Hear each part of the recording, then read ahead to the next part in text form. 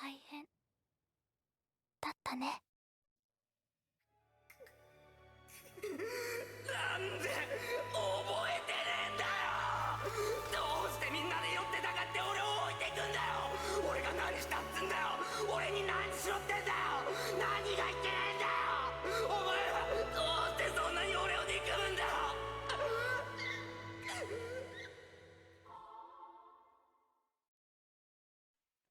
Welcome, all your beautiful faces, back to the ReZero content here on the channel. We are now thrusting ahead into Arc 2, which is where the real story begins, and things pick up in all the right ways.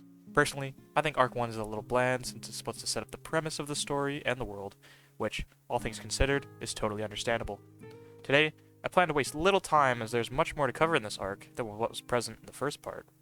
Also, if you haven't already, be sure to check out the Arc 1 summary, because I'm going to be assuming that you've seen that video first moving forward. And while you're at it, might as well like the video and subscribe, just because it helps motivate me to make more of these kind of videos. Just like Arc 1, there's going to be massive spoilers for all the key events in this arc, so be sure to watch ReZero in full before watching any further. Let's not waste any more time, and let's start to cover the tumultuous week.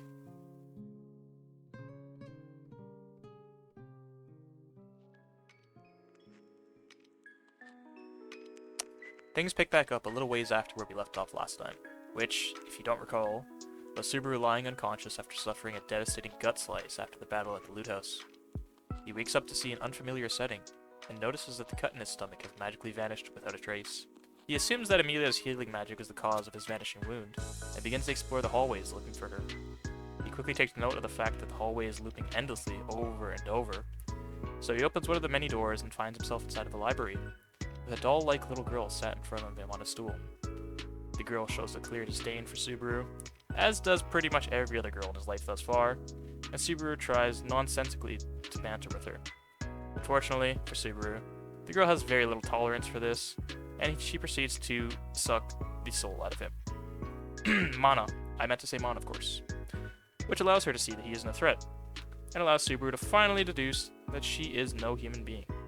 Before passing out from a mix of pain and exhaustion, he awakes, once again staring at the ceiling that he's likely to grow all too familiar with.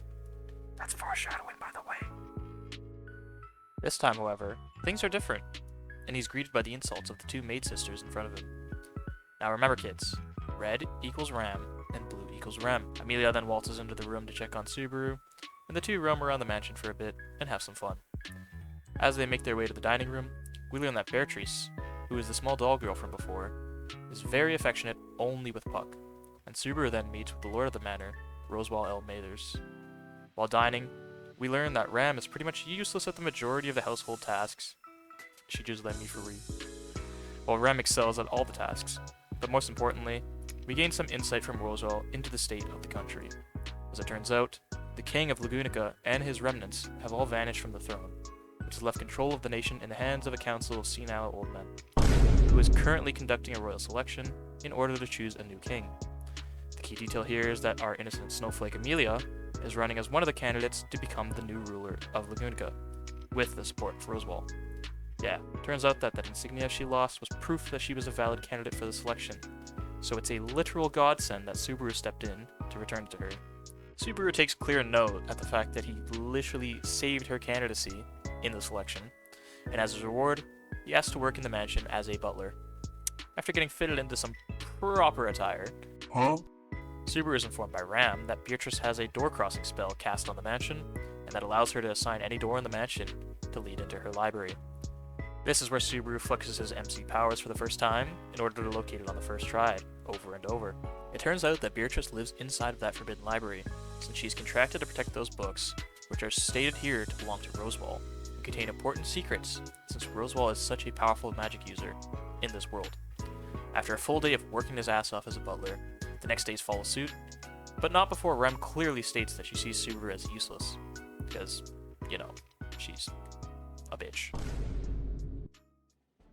The following night, we see Ram sitting upon Roswell's lap like a cat, and they discuss potential uses for Subaru as a spy.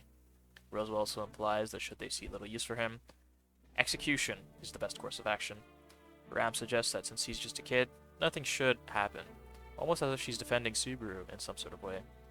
Meanwhile, Subaru and Amelia are having a conversation outside in the field, where Subaru affirms that his lack of ambition comes from his desire to live life in the moment and do what it is he believes is right. He also shares that he enjoys exerting himself a little, and he shares that he never considered the possibility that he could have just asked to be a guest at the mansion, rather than, becoming a butler. But whatever. A small detail of importance that is glossed over here is that among all the cuts on his hands that he got from working with knives and such, one of them is from a dog bite that he got while visiting the nearby village with Rem during the past day. After mentioning the village, Subaru insists that Amelia comes with him on a date to the village the next day. She's very reluctant to go, and she says it might cause trouble for him. After being fairly persistent, he finally gets her to agree, and he rushes off to bed like a kid who can't sleep before his field trip the next day. When he wakes up the next morning, he begins to shake uncontrollably, upon realizing that all of the cuts on his hands are gone. He is back in the bed that he first woke up in. In a saddened state of delirium, he runs out of the room, confused by what it was that just happened, as the maid sisters chase behind him. He then darts into the forbidden library, seeking some temporary refuge. Although he's scared, Subaru slowly pieces together that he must have died in his sleep, and that his current save point has updated to when he first met those maid sisters, inside of the mansion. The conclusion Subaru reaches is that he just wants to keep that promise he made to Amelia of going on the date the next day. So he does his best to retrace his steps exactly as how he did, by asking to work as a butler once again.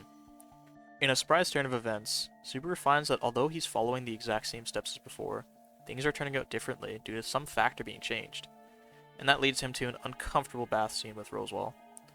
He questions why Ram receives so much praise in spite of how much more useful Rem is, and he also flashes Ram on his way out because, this is an anime and why not? Cool. Later that evening, Ram comes to his room and decides to teach Subaru how to read and write, as she seems to have taken a liking towards him, and also has noticed that he seems unable to do so on his own.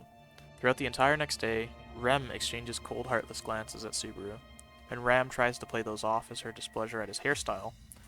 I don't know what she's talking about. I think his hair's fire. This bitch is just hating and doesn't know what she's talking about. Regardless, some insignificant things happen in the background, and Subaru ends up getting bitten by the dog in the village once again. On their way back, Rem shares that she feels like she can never be like her sister, even though she really wants to be. Subaru is confused by this given how useless Ram seems to be, and Subaru calls her demonically inspired for having such an unwavering sense of confidence and trust in her sister, which finally gets a reaction out of Rem, and she finally smiles. Listen, I can kinda get why people fall in love with Rem so much in this community, but come on, given how she acts for so much of this first season, she pales in comparison to the likes of Amelia. So, feel free to vent all your hate towards me, all you Rem fans, because, it just brings me more joy. Speaking of Amelia, she's leading Subaru's studying tonight, so he takes the chance to show off his W-Riz. After some pretty desperate begging, he convinces Amelia to go on a date with him once again, and to be absolutely certain that he makes it to the next day, he decides to pull an all-nighter.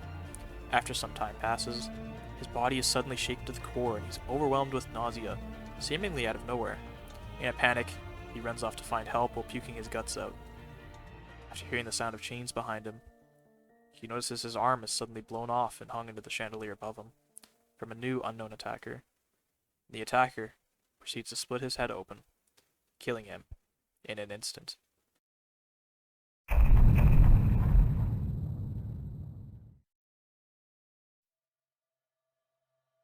After the mortifying experience that was his past death, he recollects himself within Beatrice's library.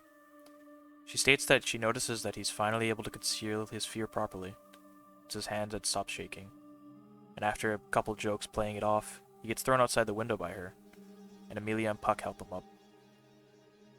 Subaru then comes to the realization that the attacker seems to appear on the fourth night, so he intends to spend the next 4 days as a guest in the mansion to gather information about who the attacker may be in order to protect the residents of the mansion. Unfortunately, Subaru has much more difficulty interacting with the others due to not having a proper reason to, like when he was a butler. In his time searching, however, Subaru does learn from Beatrice about the existence of curses and mana. In this world, mana acts as one's own life force, and losing too much of it will result in a similar experience to losing too much blood, which is death.